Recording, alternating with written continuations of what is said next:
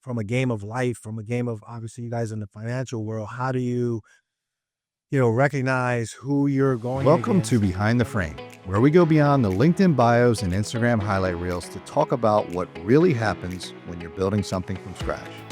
I'm Jay Duffy, co-founder of Frame Wealth Partners, business owner, husband, dad, and guy who still wonders if winging it counts as a legitimate growth strategy. Spoiler, it does sometimes. Join me and my amazing co-hosts, Morgan Watson and Annette Quigley, as we sit down with someone who's built a business or is knee-deep in the messy middle of it. And we talk about the real stuff, the pivots, the late nights, the wins no one celebrated, and the lessons no one warned them about. So grab a coffee or something stronger. We're going behind the frame. Welcome back to Behind the Frame podcast. I am Jay Duffy. I'm here with my two co-hosts, Annette Quigley and Morgan Watson. Yes, sir. Annette, I'm really excited about your guest today. And so I'm really pumped. I'm going to ask a lot of questions. But before we get that, let's go through our weekend win. So, Morgan? For me, great weekend win.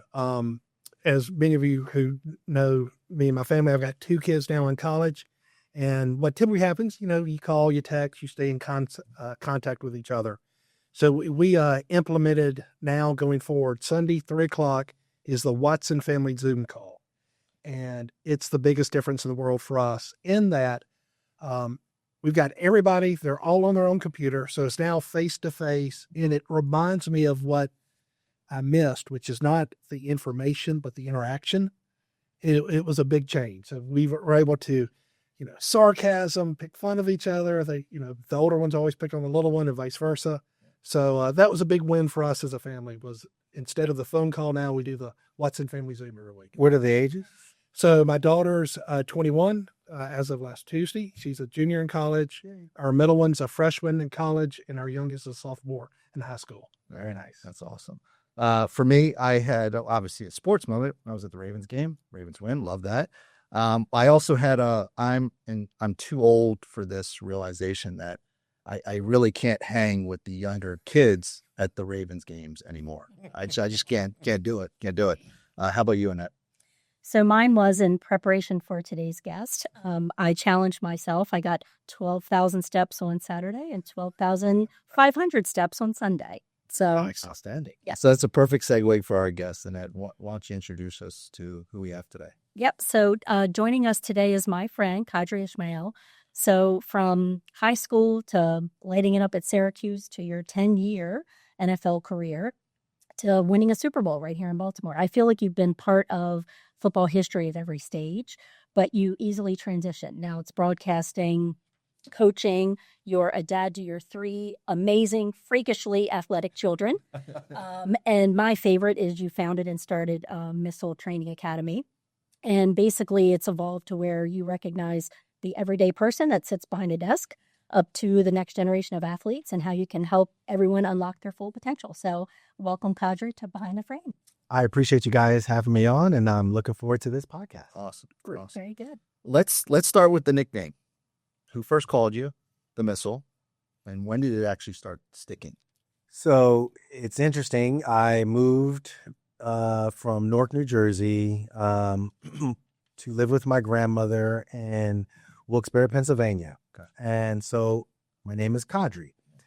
For whatever reason, as soon as people see Qadry and they see it spelled, they immediately in their brain put a U next to the Q. And so This guy did. We had to remind you.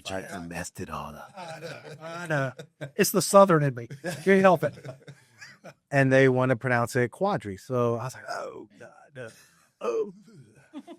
And with that came the understanding of, okay, I need to give myself a nickname. And I said, okay, GQ. You can call me GQ. So all my friends growing up from high school into present day, I know that they know me if they just random, hey, GQ. I'm like, what? Oh, hey, you know me.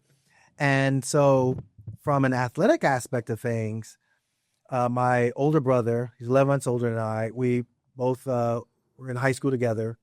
And my brother's name is Ragib, and he showed incredible speed at an early age, in 8th grade. So we were out at our track at Myers High School in Wilkes-Barre, Pennsylvania, and we're running. Both of us are competing against some juniors and seniors, and obviously you're in 8th grade. You're like, oh my God, they're older than us. Right.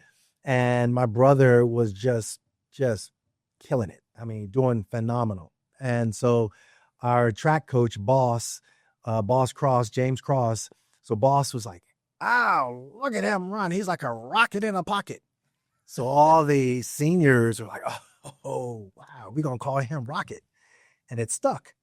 And so goodness, years later now, I'm a, senior in high school, and the newspapers there love to talk sports and all that. And, my brother and I were well-established athletes, and multiple times, they would put, Qadry, GQ Ismail. There's been multiple times where the headline would be GQ won, blah, blah, blah. And so when we got to college, my brother went to Notre Dame, and his freshman year, their 1988 squad won a national championship. And my brother just bursted onto the scene, and everyone talked about the Rocket. And so my mom, my mom, rest her soul, she went on national television, and, sideline reporter Andrea Joyce, I believe I think it was a CBS telecast. And she goes, "Yes, so Fatima, tell us, you have, your son Rocket, but you have 2 other sons, and, you all have interesting nicknames. Tell them." She goes, "Well, my son, as you know, is the Rocket, and I have my other son, Qadry. He is called the Missile.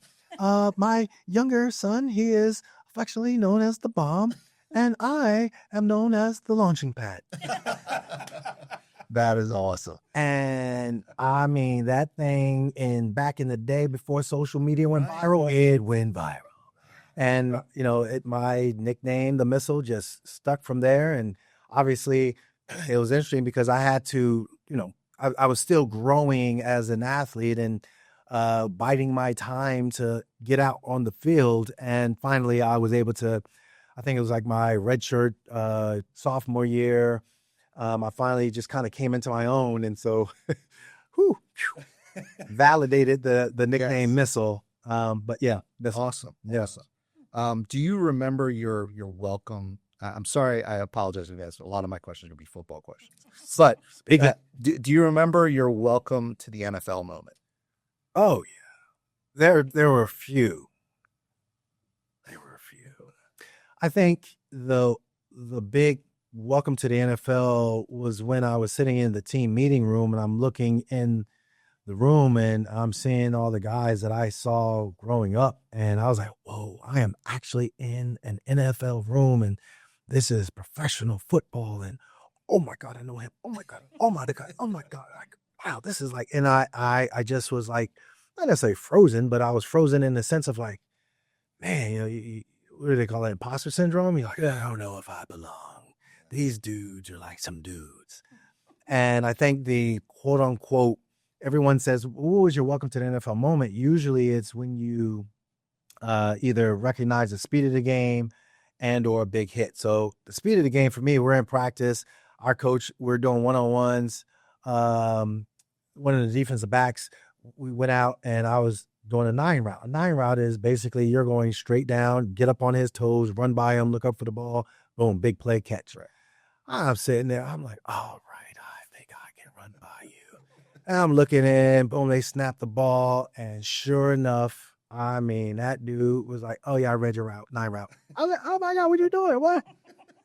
And I technically, my 40-yard dash was faster than his. However, his skill and his diagnosing my posture, my route and everything was instant. And I was like, so I jogged back to the, line and I looked over to my one guy, Chris Carter, who Hall of Fame receiver in his own right and great credentials. He was like, yeah, man, what'd you thought? You just going to run by him like you did against Temple? I was like, well, I mean, yeah, okay. And we were playing the Buffalo Bills. I think this was in my now second year in the league. And Warren Moon was our quarterback, another Hall of Famer. He threw me a ball, and it was just out the outstretched reach of my hand. No big deal. Well, it turned into a big deal as the safety came down and literally his forearm imprinted across my chest and all energy left my body. I was seeing my body down as I was looking and I was curled up and I was like, oh my God. Oh.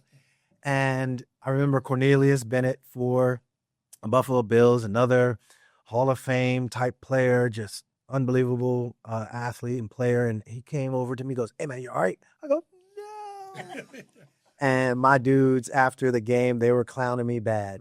But it was that moment that I realized that you don't understand excellence of your sport until you play with those that are around you that have extreme excellence in their own right. And I think, I mean, there's just so many parallels that we can draw upon that alone, just understanding what you need to do to not only physically match the game, but also mentally match the game and understand, from a game of life, from a game of, obviously you guys in the financial world, how do you recognize who you're going against? What is it that is your strength, but what are your weaknesses? And how do you gain wisdom from others to help you grow? And then once you're at a certain level, what do you do to give back to those that are surrounding you? But then at the same time, recognize when you're giving back, you have to have an openness to hear what they are saying. Sure. And it helps you as far as just growing, whether it be on the professional side of it all, but also on the personal side of it all. Yeah, makes sense. And that's a good segue into my question. So for missile training, I've heard you say many times, you talk about spiral energy and, the greatest of all time athlete and movement over muscle. So what really inspired you, when you transitioned to come up with missile training in the first place? Like, what was the spark that made you want to start it? So it is interesting. I've always had this inner passion for media, but I also had this inner passion for training. And in my mind as a little kid, I always thought, if we do something for 2 whole weeks, we'll be in shape. Some randomness, but it's stuck in my mind. And I want to work out and be the best I can be. And I always had that work ethic of wanting to be the best in regards to fitness and health and all that. And I think part of that subconsciously probably was, my father was a scholar and just, fascinating brain and how he thought about life and such. And I think from that, he was always on crutches all his life because he had health issues that shortened his hip, and he was on dialysis and the whole 9 yards. And, as an athlete, you just like, I just want to play. I just want to I want to compete. I'm like, I don't know why, but it's just in me. And I think the combination of my dad, combination of, just my mindset and my intuition and who I am as a person, I just always loved the idea of fitness. With that came the evolution of, okay, I'm in high school and training and what that meant to Syracuse. Like I said, it took me a while to come into my own. I took an awful lot of grief and just ridicule and putting me down type of a thing that either A, you're going to fold under it, or B, you're going to use that and motivate yourself. And I think for me, there was always this inner motivation. The fact that my brother, we were both in high school and we played on the same team together. I mean, I have a text thread of us as Myers High School alum, us 50-plus-year-olds, and we talk about our high school experiences like it was yesterday. That's awesome. And I love it. And all of us were all in different, worlds, whether it be, banking to medical sales to the one guy, I think Jeff is a heart surgeon, I believe. We got just a fascinating, eclectic group of men, and we have this bond. Within that, I know that when I got to college and just the meteoric rise of my brother, for me, I was like, well, either I'm going to not do anything or I'm going to figure this out. And I attached myself to my strength and conditioning coach, Mike Wojcik, who, his credentials as a strength and conditioning coach in the industry is that of legend. And there are so many Hall of Fame NFL players that have spoken his name as a catalyst for them to excel. And so I was fortunate to have him at the collegiate level. At the same time, I'm a two-sport All-American. So I cut my teeth in track and field, and that's how I got my confidence. That's how I was able to, like, all right, I'm not playing really well, but then I go out on a track and my track coach, I think there's a theme here. I've had mentors that motivated me to whatever was in me to get it out of me. And so my track coach, Coach Roberts, Andy Roberts, he was so instrumental in helping me understand how to move and how to move correctly. To current day, when you say about missile training, yes, it is a play on my nickname, but it's much more than that. It's the 3.5 decades of sitting there and being around some phenomenal healers and recovery specialists, to people who actually have the art of training and what does that mean. There's the science of it all, the physiology of it all, but there's also the art and how do you mold it, because each and every one of us are individuals and we're different. And so how do you mold that? The functioning into the pro game and recognizing that you're a pro, you got to treat yourself as a pro. The one guy who was the first back to rush for 1,000 yards, as well as have 1,000 yards receiving, Roger Craig, he played for the San Francisco 49ers. Yeah. We're nodding our head, but the people out there who might be listening to us who are a little bit younger than us, who? Well, Google him. Google all of them. I'm telling you, he was awesome, because as a rookie in the league, I sat there and he comes up to me and our rookie, or not rookie, but our mini camp, and he looked over at me and goes, Q, this kid. And I'm like, oh my God, Roger Craig, he acknowledged me. And he was like, man, you got to take care of what takes care of you. And that nugget stuck with me. And so in the world of personal training and traditional movement and how to stay in shape, and now the term longevity has come about as a buzzword, the health span of things to me became all important. And I also have skin in the game. What does that mean? Well, my kids, Kalea, Qadry, and Qadr, all three of them saw that, yeah, I'm moving and I'm an athlete and a whole 9 yards. At the time when I was with their mom, obviously she was a phenomenal athlete and did amazing herself, but there were these injuries, there was these breakdowns, and there were these things that were occurring that I was like, why? The word why kept coming into my mind. And so missile training, if you were to ask me today, it is, yes, powered by GOTA, which stands for Greatest of All Time Actions.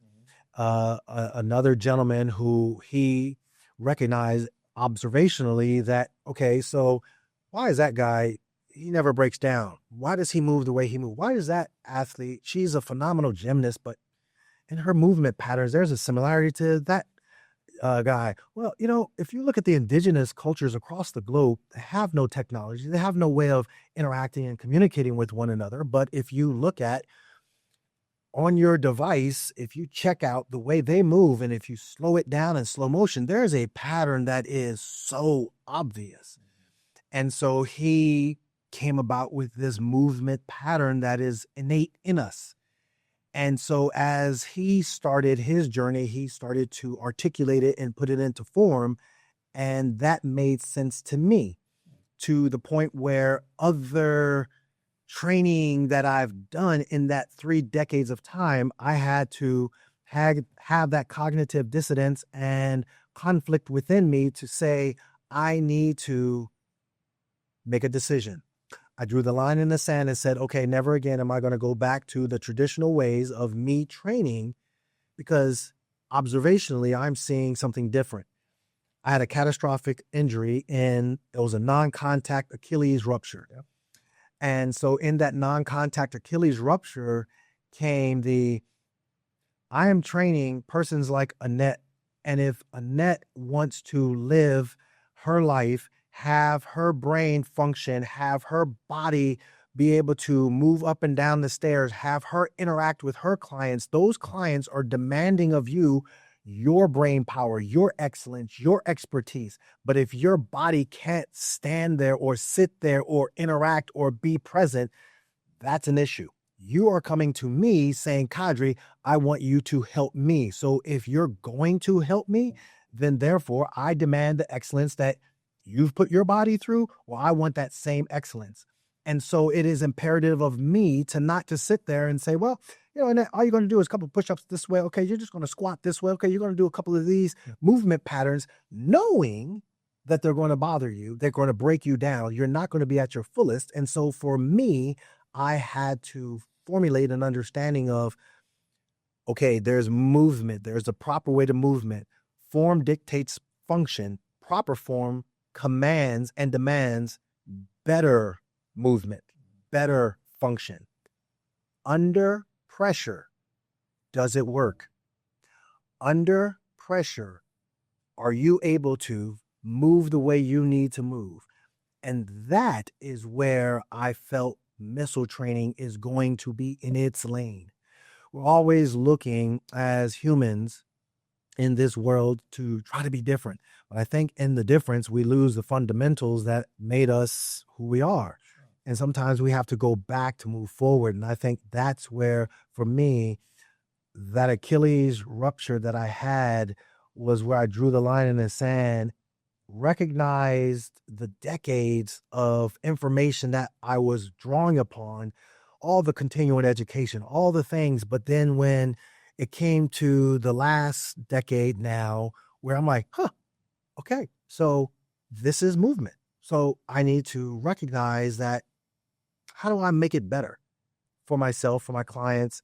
And it doesn't matter the age. I don't care if my oldest client is 85. My youngest I've trained were 6-year-olds. Oh, wow. And those kids they just had the gift of movement, and they had the eye of like excitement and like, okay, I want them to move correctly. At the same time, I've done tons of team training, and I've recognized like, all right, the girls, the boys, the collegiate women, the collegiate men, the professionals, they all have their own stories. They all have their own journeys. What is it that I need to do to tap in to help them? And so therefore the term to encompass all of that is called the walk beside. I call it the walk beside because Mike Wojcik, my strength and conditioning coach at Syracuse, knowing I was struggling and trying to figure out my way, walk beside me. My track coach, Andy Roberts, knowing that I was struggling, trying to figure things out on the track, definitely helped me in so many conversations. Dr. Malcolm Conway, who hugest mentor, best friend, just awesome man, with his healing and understanding and being able to literally walk beside me. There were these people that walked beside me. And so therefore my desire is to walk beside that person, whomever they are in their journey. And that is missile training. Nice. My question, a lot of this, I think you just touched on, I think as a group, we're big believers that success is learned, is copied. It's not an event. Anyone can have a win, but success is a journey. And you come from a terribly successful family. All your brothers, professional athletes, your children, nieces, nephews. Who was kind of that success guide for you early on? Growing up in your household, was it mom, dad, one or the other? Was it an outside influence? Where did that all start? Yeah, I think if I were looking, I would just say the guy that I've lived the majority of my childhood with was my brother. He was extremely gifted with speed in any sport. If you are an athlete and you want to play, if you're not a defensive lineman or a offensive lineman in the one sport of football, every other position in that sport and every other sport outside of Olympic lifting and Olympic power, well, I don't know if it's an Olympic sport, but powerlifting, outside of those two disciplines, the speed matters. Yep. The ability to draw upon the type 2 fibers, the super fast twitch fibers, and command them in multiple directions. My brother was gifted with that. His 0 to 10 meters was that of legend. And for me, we had a great tight relationship, still do. But it was me growing up, like he was my inspiration. So yeah, I would say my brother. Okay. Thank you. One final question around the background. You've worn a lot of hats: athlete, broadcaster, coach, entrepreneur. Out of all those, what stretched you the most? Ooh, that's a good one. They all stretched me in their own ways. I think the entrepreneur element of it all, of you have an idea, you have a thought, but there are other layers to it that are outside of your scope. And who do you turn to help you fulfill that thought into a reality? And partnering with persons who have who you think have good intentions that don't has been the biggest challenge. Not everybody says what they say, actually follow through with it. And so that's been my biggest challenge for me, is the entrepreneurial element of it all, because I think there is this myth of capitalism and myth of, well, you got to scale it. You got to just grow. And you wind up burning the quality of the whatever it is. Quality control goes down significantly. Exactly. And that to me has been my biggest, can I just get somebody who just like, okay, are you just trustworthy? Yeah. I got this vision. I see it, and like, let's make it happen. And it's interesting because from an NFL standpoint, there have been, the professional side of it all is so tricky because it's such a finite amount of time, and blink, it's over. You're like, well, my career is done. And you got the rest of your life. And I think there have been some really good programs over the years, over the decades, that have been tried to be implemented into, the different guys' lives, and trying to educate / help / articulate their dreams into fruition. But again, even in that, there's one thing to talk it, there's another thing to actually walk beside that person and help them. And I think it's such a difficult thing to consistently do. And, I applaud those that have been able to continue to, make things come into fruition for, whomever, as their client, as their walk beside them to help them achieve their dreams. Because I think also from an achievement of dreams, it doesn't always happen, but it should, help others. That dream should be able to help others, and you should be able to tangibly feel it, see it, and speak it into existence, if you will. Absolutely. Absolutely. So we're going to move into our hot or not section. Morgan, you want to hit on the hot or not? Sure. So it's real simple. We're going to toss out a topic. You're going to tell us hot or not. Feel free to elaborate as we go through it. Some of it's kind of myth. Some of it's what public perception is. So give us a good understanding of, hey, this is absolutely hot. This is not worth it. And elaborate as much as you like. Sure. Well, awesome. So you want to start it? You want me to Sure, start? I'll start. Turf versus grass fields. Boy, that's a good one. Really good one. So turf, back in my day, was a carpet. Yeah. And That would rip you up. the fibers the yarn wasn't long. And so it depended upon underneath the yarn was a padding. And so the padding mattered. But nowadays what's happening is what was hot, or at least in the minds of the innovators, was that why don't we make a synthetic yarn and fiber that's really long that mimics grass, and we'll put crumb rubber under it. It'll mimic dirt and it'll give them this bounce. So the innovating part of it all, I would say it was good in theory until the knot came where it, Mother Nature is undefeated, because as much as we think that yarn is really good and all that, it takes maintenance too. Yeah. But to the untrained eye, you could look at a field and you could be like, oh my gosh, this is gorgeous. But to the athlete, you actually, go on that surface and you realize that it is not. So then the other side of it all is the grass. And so within that becomes the knot, where I would say with grass, for example, Steve Bisciotti, the owner of the Ravens, he asked his players, what do you prefer, artificial surface or a natural surface? And they were like, without question, natural surface. So with that came, okay, the innovation of keeping that natural surface at its premium. And the grounds crew that is within the Ravens organization is like A++. Those dudes, whether it be the playing surface at their stadium or whether it be the playing practice surface at their facility, it's just, oh my gosh, like it's and so you go around to different stadiums on the professional level, all the way collegiate, or even at the high school level, and you will notice a huge difference. And so I think synthetic, I would say not, but there are some synthetic surfaces. Hey, if this is what you're living with, okay, that does its thing.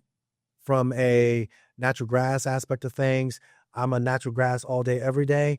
But boy, oh boy, oh boy, there are some where, the grounds crew didn't do their due diligence as far as what it actually took to keep the maintenance of it. I'm sorry if I'm not going to give you a yes and no answer. No, these are good. But that was a good one. I love that one. I have a question. So I have not eaten a Dorito since I've met you. But my question is it protein shakes versus just real food, steak and potatoes? Like, what's your take on that? Because I know you're all about nutrition and seed oils and, things Yes. of that nature. Well, I would say it depends. So I would say not in the protein shake element of it all. I don't know if you guys are sponsored by a protein shake. No, not yet. Yeah, exactly. So there are some in the industry of trying to get things to the market, there are some shortcuts that companies like to do to keep their profit margins and all the financial jargon. The quality of a protein matters. And so the way protein versus, the different vegan type protein versus an animal-based. And so, yes, you can study it up, you can research it up. Again, from a walk beside element of it all, it's pretty much, in my mind, how does it make you feel? And so the demand, if I'm a high functioning athlete, I don't have time on my side, but I need to fuel my body, then I'm going to say, yeah, hook it up with that protein shake, and then buyer beware, because then they put a lot of additives in it that messes up your gut biome. And if it messes up your gut biome, then that's going to affect your performance. So like you were saying, like the different seed oils, they can easily put that in and you think that you're doing great, but then it's also affecting your body's recovery ability, because you're getting that low level inflammation that's just hanging out and hanging around in you all the time. From a food aspect of things, yes, you can easily say, oh, get some good, good meats, proteins. But then in a young person's mind, I've had this conversation with many of my athletes. I'm like, yeah, all fast food is poison. And it was, Coach, oh my God, but I'm so hungry. And I'm like, the reason why I'm saying that is that it's because, again, they're putting in things to keep the shelf life of that. And if they're going to put the shelf life additives and preservatives in that, then when your body consumes it, then you're going to be sludgy and weighed down. You're not going to be alert and ready to do your job. And so that is the buyer beware, if you will. So, I'm all about, hey, if it's grass fed, if it's pasture raised, protein in that regards, then hallelujah, let's have at it. A lot of local farms here in Maryland and the surrounding states, I think those farmers do an amazing job of dealing with one another and putting out some really cool meats and products that you can get locally sourced, and you can feel really good about it. So yeah, it again, everything it's context of where you're at. I think for me, I was a huge protein guy, but I was always bloated, always not feeling as well after having it. So I tend to lean towards, what I honestly, I'd rather fast than to go and get something that's overly processed and make me feel like I just can't. Right. And so with my athletes, I'm talking to parents and such, and trying to get them to read labels and get them to understand, the why behind it, so they can make a better informed decision. Makes sense. Yoga for athletes, hot or not? Not. All right. Good. You're just getting me all contrast. Yeah, we're not listening to Qadry. Oh my God, how dare you say not on yoga? What, have you lost your mind? What is it wrong with you? So originally my not was based out of a former training style that was about putting themselves in this, the buzzword was this functional movement. And the reason why I say not, I have, again, in the way in which I think and process, under pressure, does it work? If you can answer that question, and if you felt like yoga helped you under pressure, go do it. Knock yourself out. Have at it. Right. For the experiences of decades that I have had, and then the clients that I have trained, and then the intake of information that I've had from them, that's why I say not. Okay. So that's where I dwell. In other words, I want your slow twitch fibers as well as your super fast twitch fibers to all function and do their job. There have been plenty of research where there have been some positives behind people who have taken yoga. Good for them. I think in the purity of movement, I think there is a better way. And that's how I would couch it. Okay. I think I know this answer, but pregame hype music, or are you sit on the side and focus? Man, that's a great one. And I have a follow-up question too. Absolutely. I would say for me, it's pregame music. I know the young people that I've trained, I used to, be so militant with my early training phase, no music. Yeah. But then again, I recognized the power of music. And in my mind, it depends on what kind of music. But again, the walk beside, if I am holding true to my own philosophy, then I'm like, all right, well, if you're a classical music person and that puts you in a state of I'm ready to listen to you, I'm ready to focus in, and I'm ready to overcome.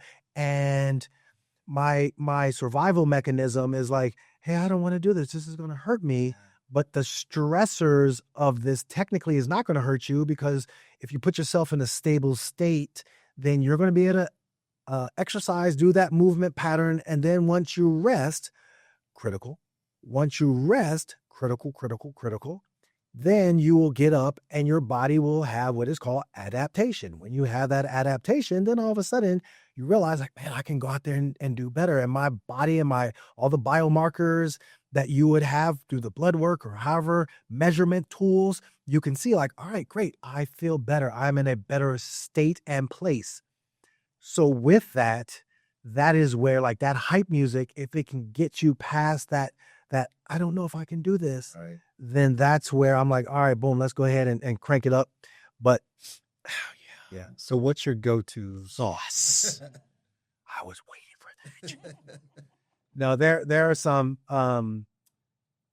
some jams that will definitely put me in that 80s 90s genre. But my ultimate, my go-to one, like to get my mind right, if I had to whether it be something as casual as golf, which is my me time, or something as like, all right, I got to competitively like get my mind right. I'm Man in the Mirror, Michael Jackson all day, every day. There we go. I'll put that sucker on repeat. If some of my clients, they start to annoy me, I'm like, oh, y'all gonna go, okay, watch this. Bluetooth clicking on repeat. They're like, gonna make a change for once. Oh, Coach Q, come on. Nope, y'all blew it. So yeah, Man in the Mirror all day, every day. Love it. Annette, any more? I was going to say with social media, obviously, whether it's our industry, people give financial advice. I see it a lot. Every other video is you need to do this, or you need to do that. So they become basically trainers in their own mind. So what are your thoughts on that versus a real coach and someone who has real experience when they're trading somebody? Mother of pearl. Yeah. Because I think there's a ton of good, and then there is so much wrong with it. Because yes, going to where I would say I got on the functional methodology of training, and I saw some social media posts that kind of sparked my brain, and it was like, all right, well, why? And so that made me kind of go down the rabbit hole. Where I'm at today, I would have never found GOTA had it not been for social media. And so I would have never understood the power of photobiomodulation had it not been for social media. I would have never understood the way in which certain supplements can help you. I would have never understood the power of hyperbaric oxygen therapy. I would have never understood frequency-specific microcurrent. I would have never understood these nuanced things that you have to deep dive into.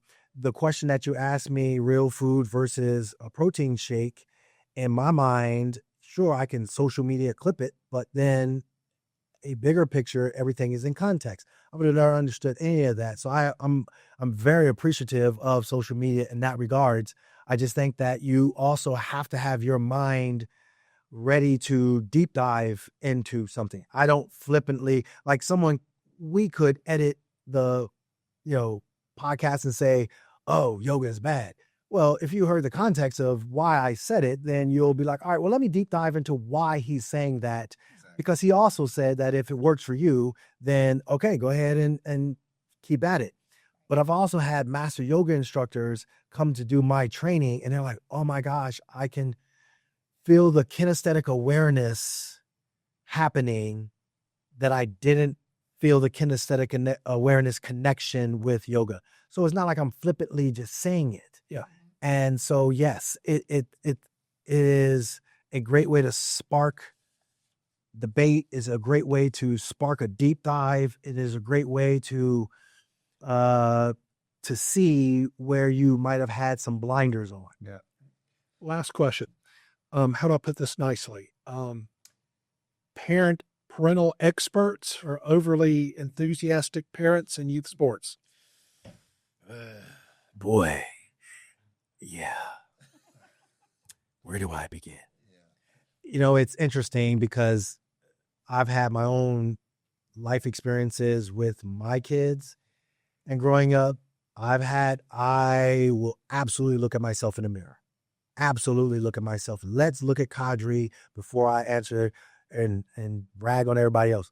I got thrown out of a game. I got so my son was playing basketball. Well, I'm getting all emotional about this. I literally can choke up right now, and I'm not going to, but and I think I know my space, but I'm also calling myself out and saying it this way, that it was a basketball game. what was he, 11 or 12 at the time, I think.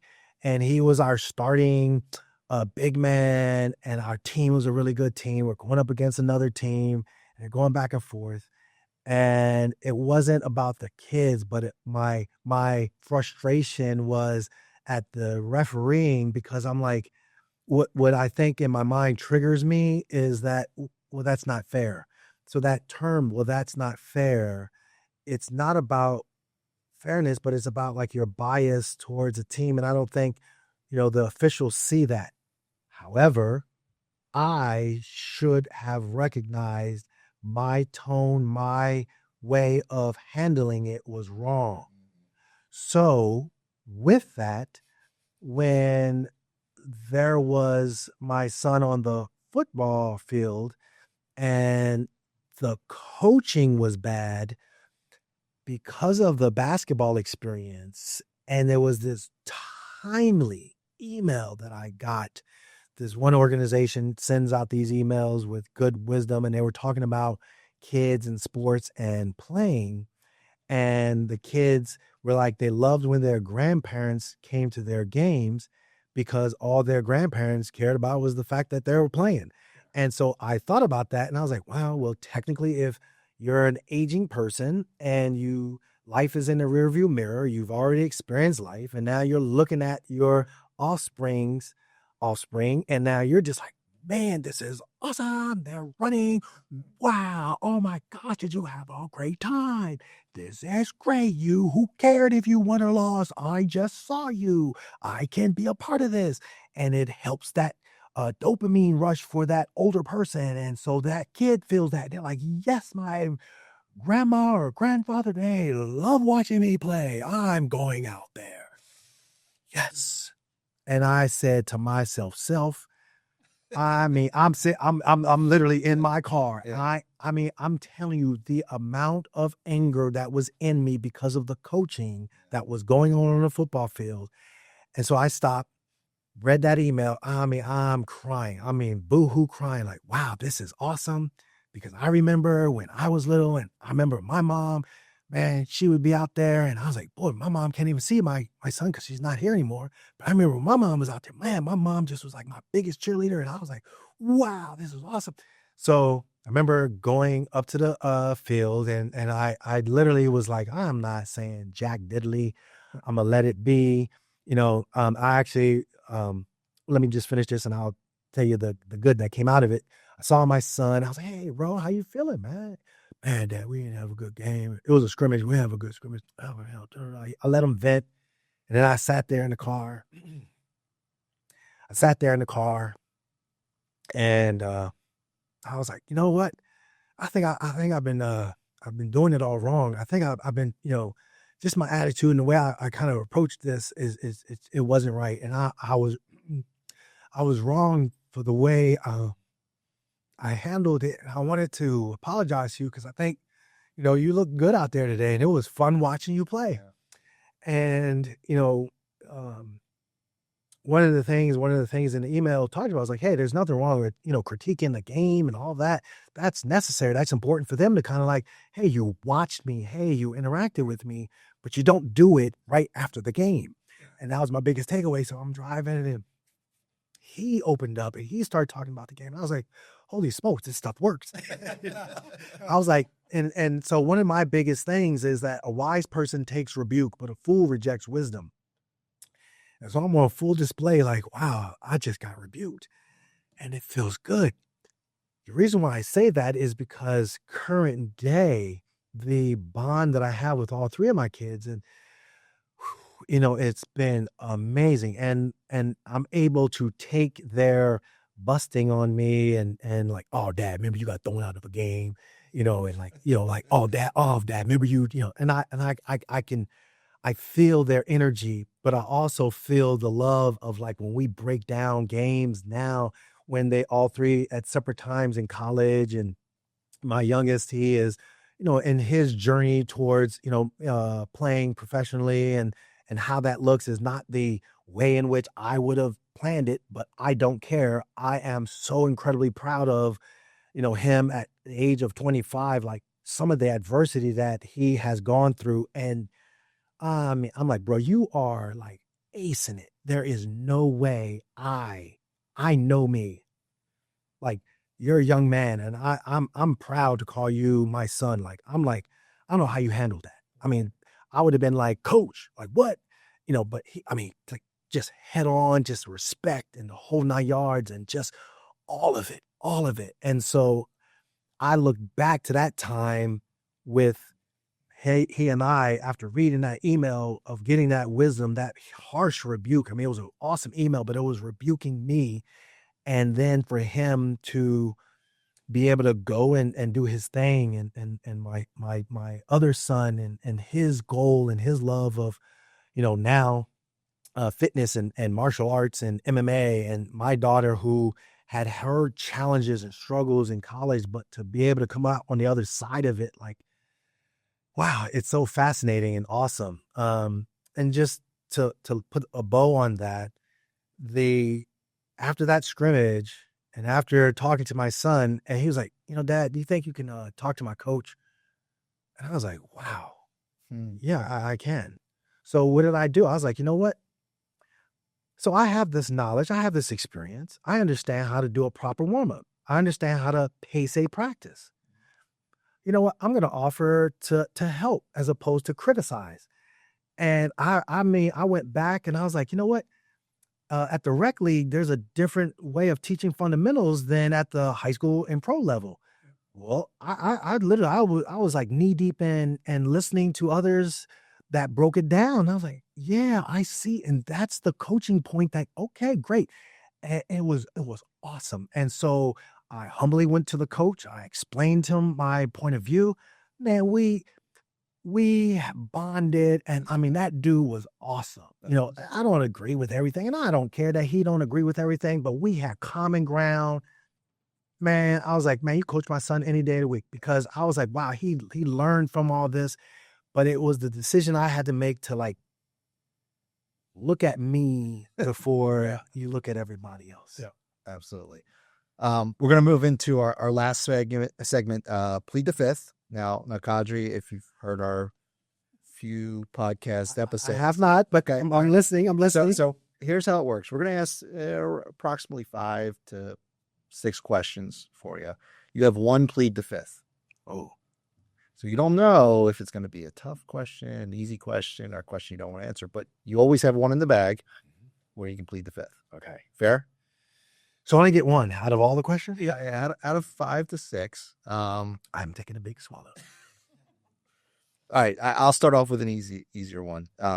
What is the toughest part about being a business owner? Boy, the toughest part about being a business owner, I would say, is staying true to why you got into the business to begin with. That's the toughest part. I love that. I love that. Great answer. Ray Lewis, was he as scary in the locker room as he was on the field? Not at all. Okay. Oh God. Oh no. It's so interesting. I love that question because that comes up often. And so, I've played with Hall of Famers littered throughout my, NFL career, 10 years. And when, you look back on my time in 1999, I called it my wilderness experience.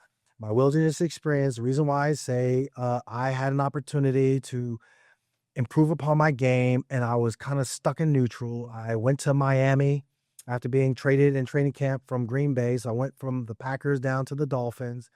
Good weather switch. Huge weather switch. Loved it. Yep. Oh, yeah. Ooh, yes. No state income tax.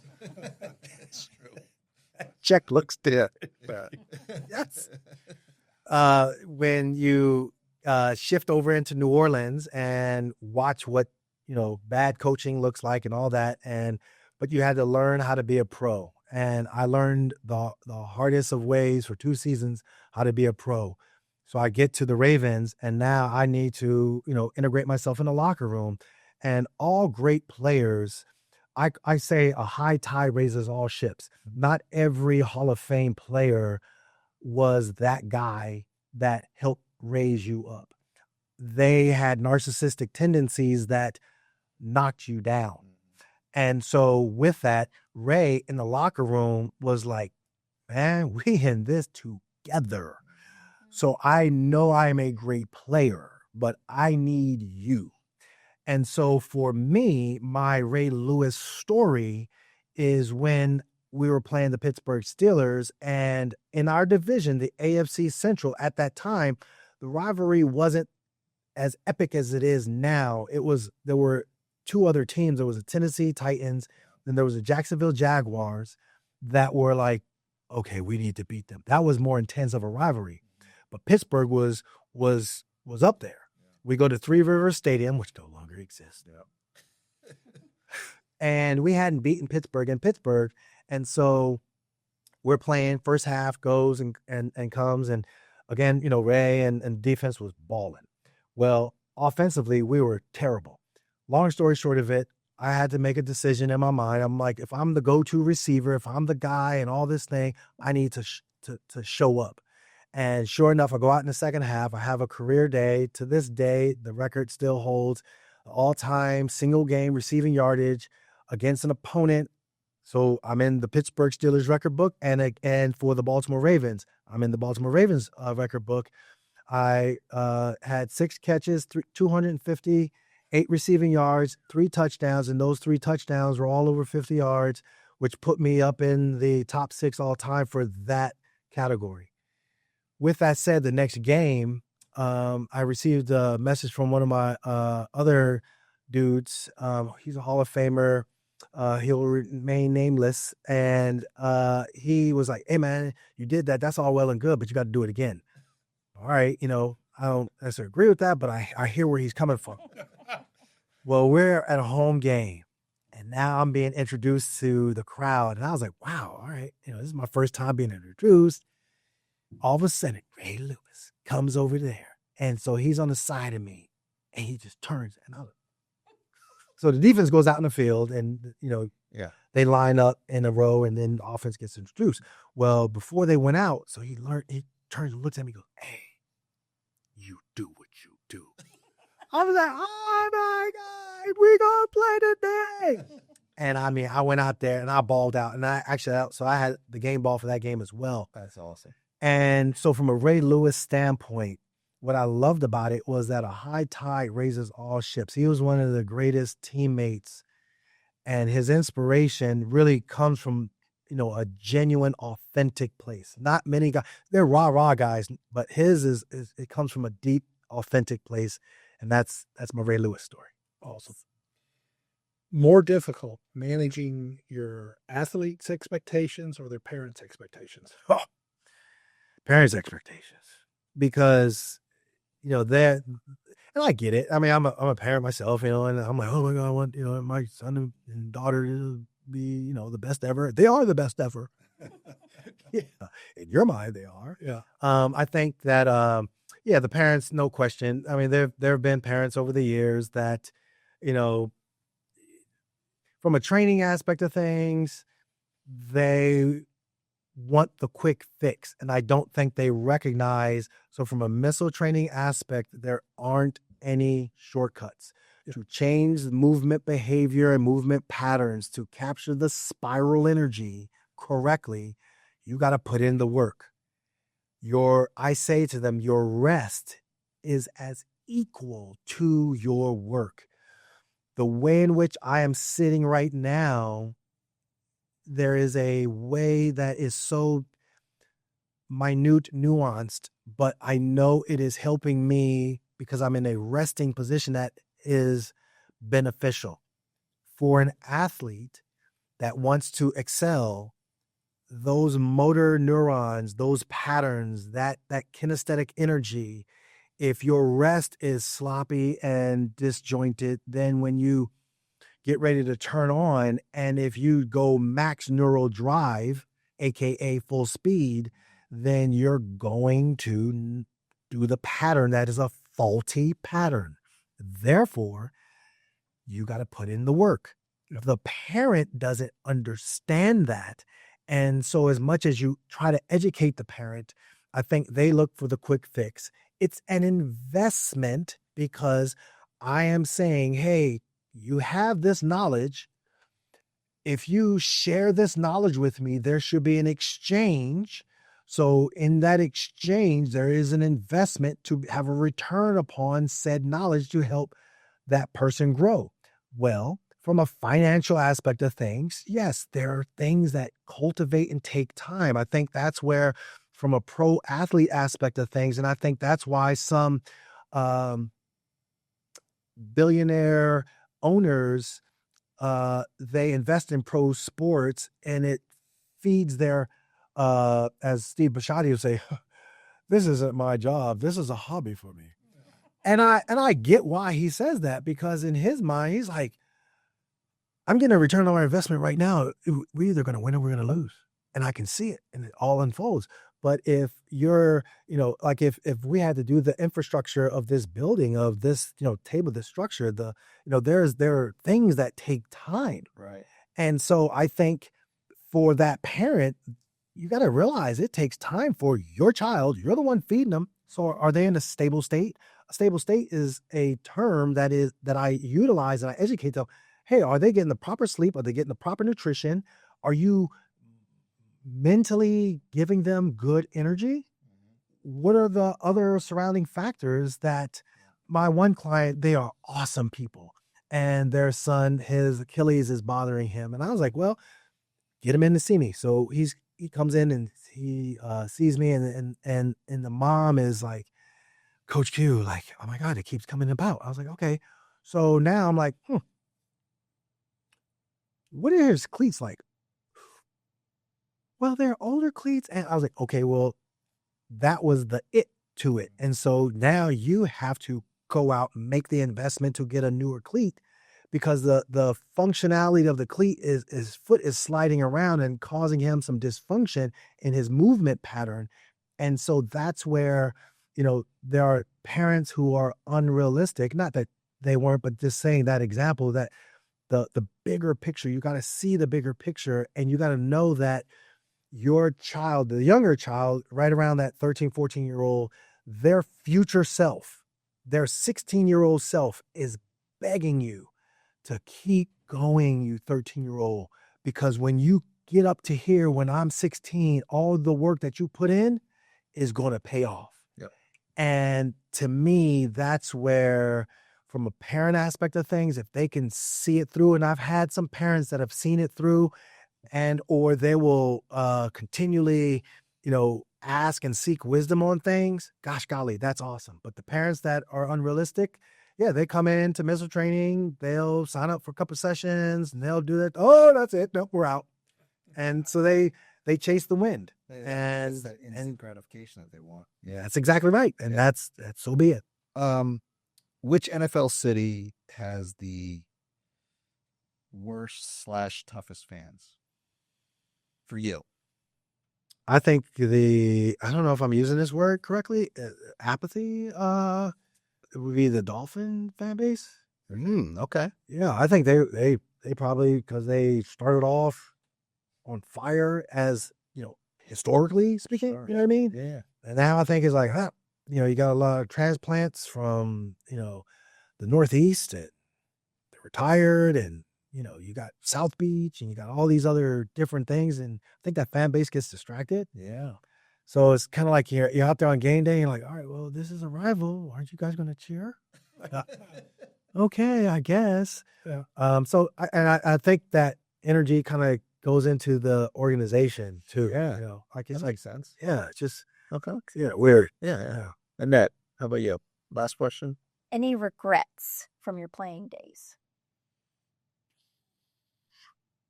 Can I just say, y'all podcast questions are A+. Oh, No, I'm dead serious. Y'all like making a brother think. I was like, I'm gonna do this podcast. Well, it is your last question, so technically you could plead the fifth. We haven't done that, but I would appreciate if you did answer. So, like, I think it's a part of my motivation to missile training and to show up every day for my clients. is the R word.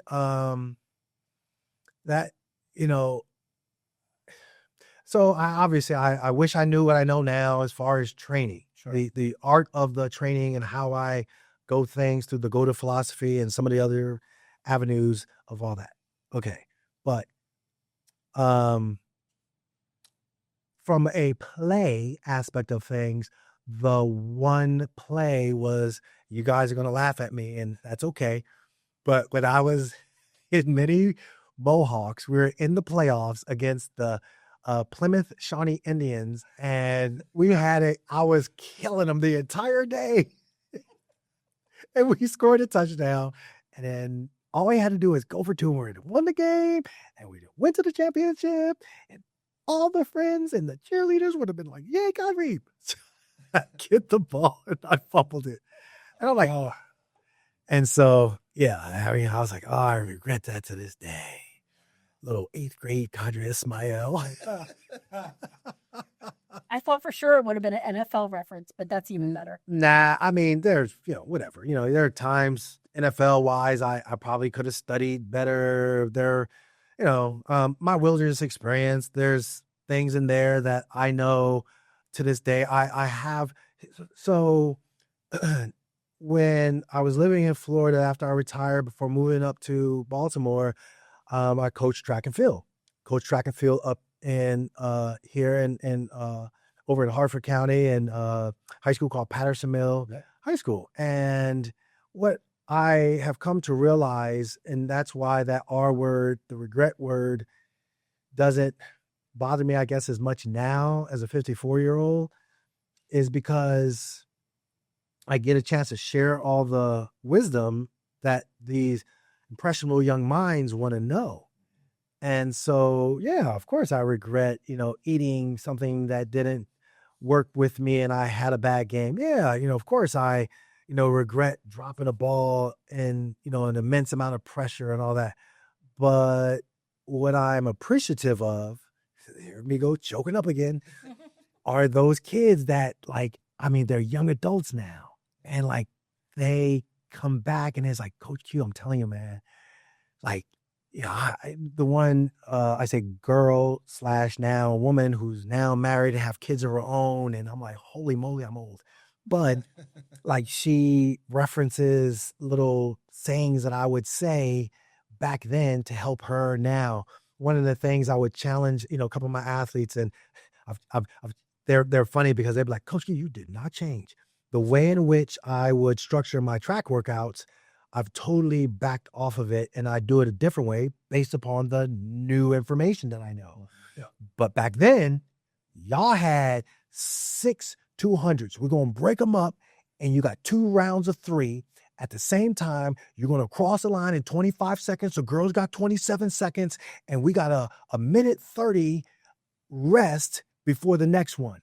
And so, all right, coach. And they be running it. I'm like, 24, 25, 20, Jordan, Megan. All right. Oh, y'all think I'm playing, don't y'all? All right. Answer the bell.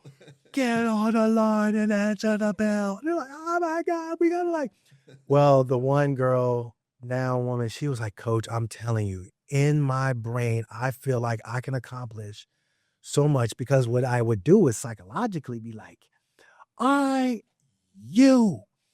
everybody, I'm going to tell y'all right now, if she don't make it in 27 seconds, all of y'all doing it over again. And so all of a sudden, what she didn't realize and what they didn't realize, they all got together. Come on, you got this, come on. And they started encouraging one another. And all of a sudden, something, I'm joking up. Because something within her, she would just rise up. And I'm telling you, I was like, 24, 25. Oh, she finished. Yeah. And then all the other kids were like, I'm like, great job. Y'all did it. Well, okay. And then all of a sudden, I turned that Coach Q speak off. Like, all right, well, guys, hey, great job today. And go ahead and take off your shoes. You're going to walk the track the opposite way. We're going to do a cool down walk. And great job. Hey, great job, guys. All right. And I'd sit down I'm telling you, I talked to my other coach. I'm like, they just aced that. I don't even know what to say. Like, I'm so proud of them. Yeah.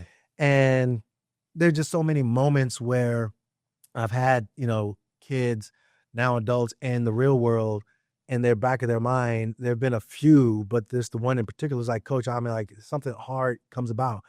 I'll just say, answer the bell. Coach Q wants me to answer the bell. And I'm like, like, what are you going to say to that? You're just like, there's no art. There's no regret. I'm appreciative that I dropped that ball because it made a resolve in me to not let myself down and prepare myself, but then also to share that with the next generation. Yeah, I think it's so important. We see that obviously from coaches, but really business mentors as well. As when you look back, the ones who impact you the most are not the ones that made it easiest for you.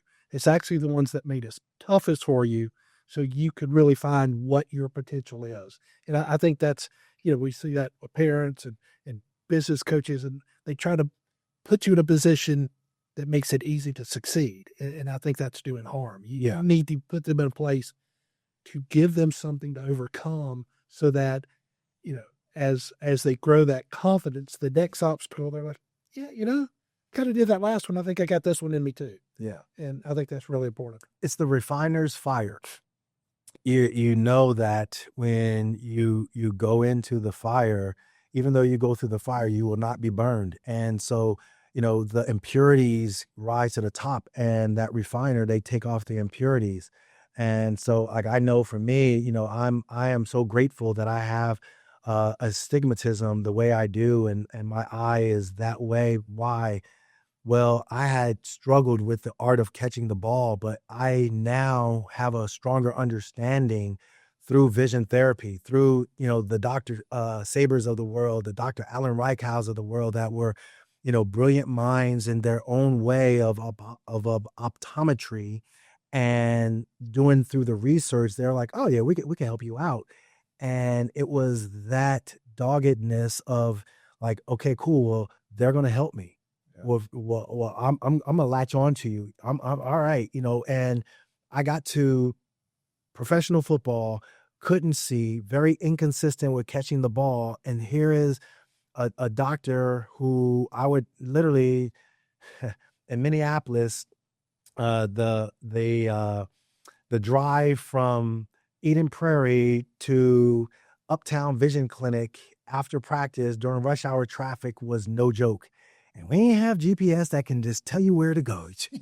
You had your map, like, okay, if I go down this street, okay. Yeah.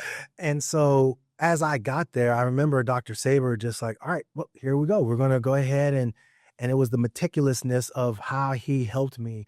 Him seeing that, you talk about companies and organizations, and there were contact lens companies that only worked in this prescription realm because that's where the money was at. I'm an outlier. Yeah. He was like, and he was very non-athletic, but again, it didn't matter. My point is that he would proud his, what, Qadry, I have this one company I know that can make the parameters that I want. And like, here I am, I'm like, man, I mean, okay. And like, I remember it was like 6, 7, 8 weeks in a row going to him, and we were trying on different contact lenses. And finally I got the right one. And I'll never forget, I was in a game and I'm going across, it was a shallow crossing route, and I saw the ball in 3D, and I was like, oh, there's the ball. And I remember just plucking it out of the air. And I remember getting, tackled on the play, and I got up and I was like, man, Dr. Saber, it worked, and like, I mean, there is that great feeling. So yes, the refiner's fire, when you're going through your life's challenges, there's on the other side, there is the benefit and the joy. And I think, unfortunately, people do want that quick fix, and they don't realize that quick fix actually is more detrimental than actually going through the fire. And even though you go through the fire, you won't be burned. Yeah. Well, Qadry, this has been an awesome episode with you. I appreciate you. Annette, you want to finish this up today?